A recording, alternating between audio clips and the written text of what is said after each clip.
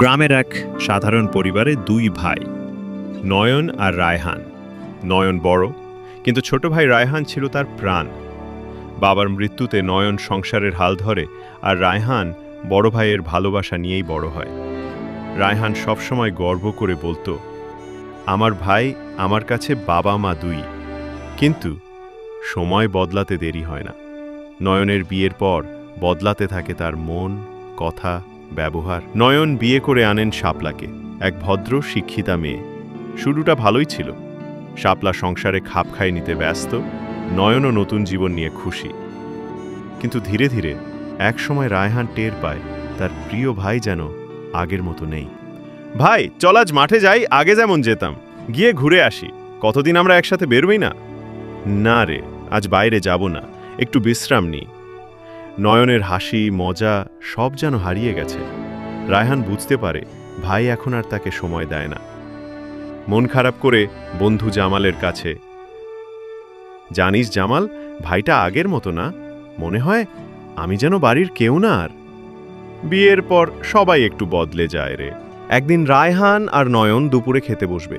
হঠাৎ শাপলা এসে বলে, এই রায়হান, আমার রান্না নিয়ে কথা বলেছ কি কারো সঙ্গে? আমি কাকে কি বলবো ভাবি, আমি কাউকে কিছু বলিনি তো।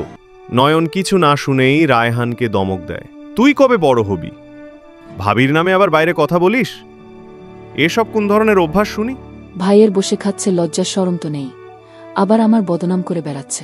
রায়হানের বুকটা ধোক করে ওঠে। যে ভাইয়ের জন্য সে সব ত্যাগ করেছে, সেই ভাই আজ চোখের সামনে ভিন্ন মানুষ। রায়হান চুপচাপ একটা ব্যাগ গুছায় আর বাড়ি থেকে ব্যাগ নিয়ে বেরিয়ে পড়ে। রায়হানকে না দেখে নয়নের মন অনুশোচনা হলো। মনে পড়ে ছোটবেলার প্রতিটি মুহূর্ত, রায়হানের হাসি, পাশে থাকা, কোলে মাথা রেখে ঘুমানো। আমি কি সত্যি এতটা বদলে গেছি? আমি আমার ভাইকে এসব কি বললাম?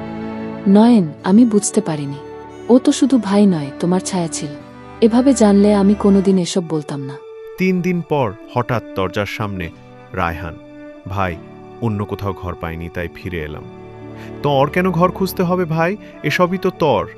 আমার ভাই ফিরে এসেছে, আমি তোকে ভুলে যেতে পারি না রে। আমাকে মাফ করে দিও ভাই, আমি এভাবে বলতে চাইনি। ভালোবাসা, সময়, সম্মান, এই 3টি জিনিস সম্পর্কের মূল।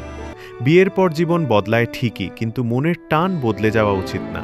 ভাইয়ের ভালোবাসা কখনো স্ত্রীর প্রতিযোগী নয়, বরং পরিবার তখনই পূর্ণ হয় যখন সবাইকে জায়গা দেওয়া যায়।